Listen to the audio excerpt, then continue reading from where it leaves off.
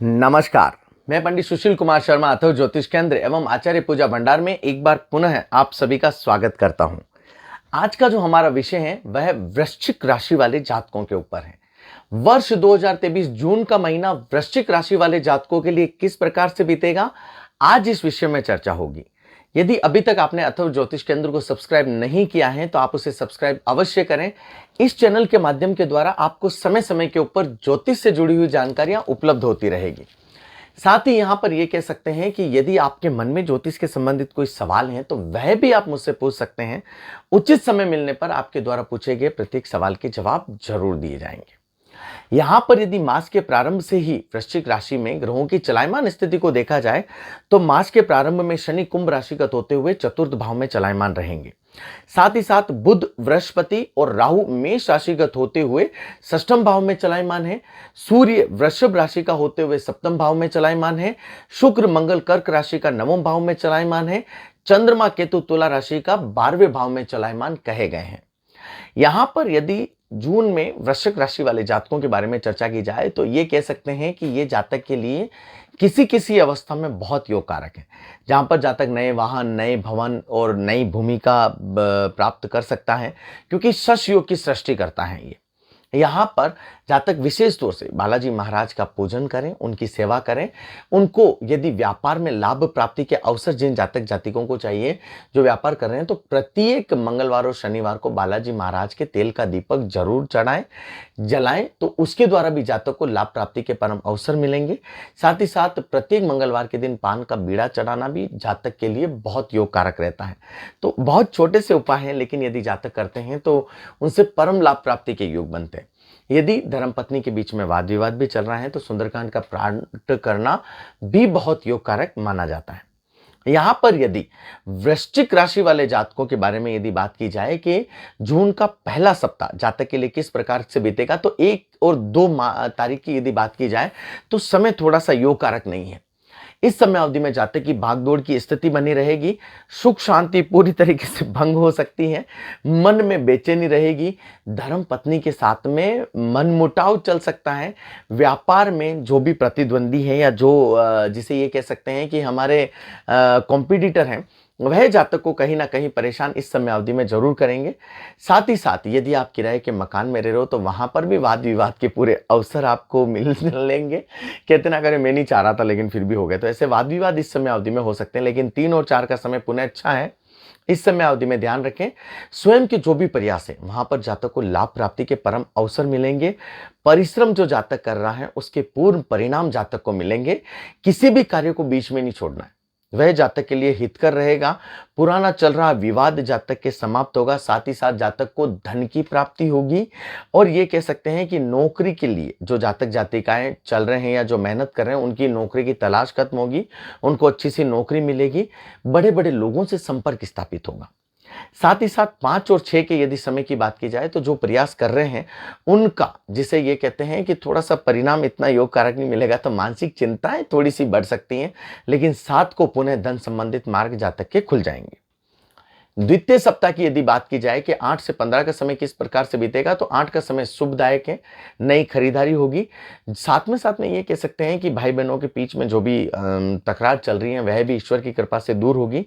संतान की तरफ से कहीं ना कहीं जिसे ये कह सकते हैं सुसमाचार मिल सकते हैं, चाहे उसके विवाह के संबंधित बात का चलना हो, चाहे भले उसके नौकरी पेशे के शुभ समाचार आने हो, चाहे उसकी गवर्नमेंट जॉब लगना हो, चाहे उसको व्यापार में सफलता प्राप्ति के योग बनने हो, लेकिन माता पिता को शुभ समाचारों की प्राप्ति संतान के प्रति जरूर जातकों को प्राप्त होगी। साथ ही साथ यहाँ पर थोड़ा सा 9, 10 और 11 तारीख को ये कह सकते हैं कि छोटी मोटी तकरार घर में हो सकती है, जिसके द्वारा आप काफ़ी चिंतित रहें। ऐसी कुछ घटनाएं हो सकती हैं, परेशानी में रह सकते हैं। गंभीर चिंतन आपका इस समय अवधि में हो सकता है। अपने स्वयं वाले ही, अपने घर वाले ही स्वयं का या आपका विरोध कर सकते हैं। तो ये थोड़ी सी छोटी मोटी घटनाएं हो सकती हैं। 12 और 13 का समय काफ़ी सुखद कहा जाता है। यहाँ पर आपकी सगाई संबंधित जो भी बातें चलेगी, यहाँ पर पूर्ण तरीके से आगे बढ़ेगी और सगाई संबंध के जो जातक जातिकाएं हैं उनके इस समय अवधि में योग भी अच्छे बनेंगे। यहाँ पर जातक की मन मर्जी के अनुसार कार्य होगा। तो ये एक समय ऐसा कह सकते हैं कि चलो अच्छा है भाई, हम जैसा सोच रहे हैं उसके अनुसार कार्य हो रहा है। नौकरी के प्रति जो जातक जातिकाएं कंपटीशन एग्जाम की तैयारी कर रहे हैं, वहां पर से भी उनको शुभ समाचारों की प्राप्ति होगी। उनका मूड पूरी तरीके से अच्छा रहेगा। 12-13 का समय पूरी तरीके से अच्छा है भैया, आनंददायक है। 14-15 जून की यदि बात की जाए तो ये समय जिसे ये कह सकते हैं कि उत्तम लाभ प्राप्ति का है। यहाँ पर आप अपनी जो भी वस्तु है उसकी यदि जितनी कद्र करते हैं उतना आपके लिए अच्छा है। यहाँ पर 16 से 23 जून की यदि बात की जाए तृतीय सप्ताह की, तो 16 से 17 का समय जिसे ये कह सकते हैं काफ़ी व्यस्ततम रहेगा। आप बाहर गमन कर सकते हैं, जिसे ये कह सकते हैं कि शादी पार्टी या किसी भी त्योहार में आप सम्मिलित हो सकते हैं। साथ ही साथ यहाँ पर आपको अपने परिवार का पूरी तरीके से सपोर्ट भी प्राप्त होगा, ये भी बहुत अच्छा है। आपका यदि प्रोडक्शन डिपार्टमेंट है तो वहाँ पर आपकी क्वालिटी, जिसे कहते हैं ना कि प्रोडक्शन के प्रति जो आप नई मशीनरी खरीदना चाहते हैं तो वो इस समय अवधि में आप खरीद सकते हैं, अच्छा समय है। 18 से 20 का समय जिसे कह सकते हैं थोड़ा सा घरेलू चिंताओं वाला है, लेकिन कोई घबराने की आवश्यकता नहीं है, सारी चीज़ें धीरे धीरे अच्छी हो जाएगी। 21 और 22 का समय है संपत्तिदायक समय कहा जा सकता है। यहाँ पर आपके पुराने जो भी वाद विवाद चल रहे हैं वह ईश्वर की कृपा से इस समय अवधि में जरूर दूर होंगे। साथ ही साथ यहाँ पर आप अपने भविष्य के बारे में काफ़ी चिंतित रहेंगे और उसके बारे में सोचेंगे, कुछ नया करेंगे। वहाँ पर आपको लाभ प्राप्ति के अवसर भी बहुत अच्छे मिलेंगे। साथ ही साथ यहाँ पर ये कह सकते हैं कि ये जो सप्ताह है ये आपके लिए थोड़ा सा आनंददायक बीतेगा। विवाद, जो भी समस्या है, पारिवारिक दुख जो भी चल रहा है वह भी ईश्वर की कृपा से दूर होगा। 24 जो अंतिम सप्ताह उसकी यदि बात की जाए तो प्रारंभ से 24 से 30 के मध्य की यदि शुरुआत करें तो इस समय अवधि में शनि की जो स्थिति है, शनि जिसे ये कह सकते हैं कि चतुर्थ भावगत स्वग्रही होगा तो ये शश योग बनाएगा। जब शनि शश योग बनाता है तो संपत्ति में वृद्धि करता है। नया मकान ले सकते हैं, गाड़ी ले सकते हैं, वाहन खरीद सकते हैं। आपको कहीं ना कहीं से शुभ समाचारों की प्राप्ति जरूर मिलेगी। 26 और 27 को शुभ समाचार का समय, इस समय अवधि में भी आप काफी आनंदित महसूस करेंगे। जहां पर भी आपके जिसे कहते हैं ना कि पार्टनर के साथ में नहीं बन रही होगी वहां पर भी आपके योग अच्छे बनेंगे, अच्छा इन्वेस्टमेंट होगा, निवेश अच्छा होगा। यहां पर जिसे ये कह सकते हैं कि काम आपका दुगनी रफ्तार से चलने के परम योग बनते हैं। भाग्य आपका सहयोग करेगा। 28 और 29 की यदि बात की जाए तो अकस्मात कोई दुर्घटना घटित हो सकती है, तो 28 और 29 जून को विशेष तौर से आपको यात्रा नहीं करनी है। यात्रा क्रॉस कर दीजिएगा, भैया मुझे जाना ही नहीं है कहीं। जाओ, अगर इमरजेंसी है तो आप निकलिएगा, हेलमेट पहन के निकलिएगा, या फिर आप यदि वाहन चलाते हैं 4 व्हीलर तो भी स्पीड लिमिट रखिएगा, 2 व्हीलर की भी स्पीड लिमिट रखिएगा, तो वो आपके लिए श्रेष्ठ रहेगा। अन्यथा कोई अप्रिय समाचार आपको मिल सकते हैं या आपके साथ में कोई अप्रिय घटना घटित हो सकती है। साथ ही साथ इस समय अवधि में ऐसा होता है ना कि भाई मुझे काफी टाइम पहले मुझे कोई रोग हुआ था, वो वापस रोग उभर के इस समय अवधि में आ सकता है। साथ ही साथ 30 को सम्मुख चंद्रमा की स्थिति रहेगी, तो आपके द्वारा किए गए कार्यों में सफलता प्राप्ति के परम योग चंद्रमा के द्वारा होंगे। तो भैया ये समय आपके लिए काफी योगकारक है।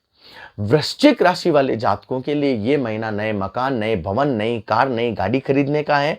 साथ ही साथ उसके द्वारा जो कार्य हो रहा है वह बहुत अच्छा है। यहाँ पर विशेष तौर से जो ध्यान रखने वाली बातें वो 28 और 29 तारीख की हैं। इस समय अवधि में वाहन चलाते हुए सावधानी बरतनी है। वाहन चलाना ही नहीं है और अगर इमरजेंसी है, चलाना पड़ रहा है, तो स्पीड लिमिट रखें। बिना हेलमेट के तो घर से बाहर निकलना ही नहीं है। और यदि 4 व्हीलर चला रहे हैं तो भी आपको स्पीड लिमिट का ध्यान रखना है और 2 व्हीलर में भी रखना है। फिर भी आपको साथ साथ क्या करना है कि बालाजी महाराज के यहाँ पर आप सुंदरकांड का पाठ करवाएं। घर में वाद विवाद चल रहे हैं तो घर में सुंदरकांड का पाठ करवाएं। साथ ही साथ आप जो जिनके विवाह के संबंधित परेशानी चल रही है, मांगलिक हैं, तो वह मूंगा धारण कर सकते हैं, योग कारक रहेगा। साथ ही साथ मामा पत्रे आता है, मामा एक पत्रिया पहनाता है, वह भी पहन सकते हैं। उसके द्वारा भी विवाह के संबंधित जो भी बाधाएं वह ईश्वर की कृपा से जरूर दूर होगी। यदि अभी तक आपने अथर्व ज्योतिष केंद्र को सब्सक्राइब नहीं किया है तो आप उसे सब्सक्राइब अवश्य करें। इस चैनल के माध्यम के द्वारा आपको समय समय के ऊपर ज्योतिष से जुड़ी हुई जानकारियां उपलब्ध होती रहेगी। आपका दिन मंगलमय हो। प्रभु श्री राम का आशीर्वाद सदैव आपके ऊपर बना रहे। जय जय श्री राम, जय जय श्री राम।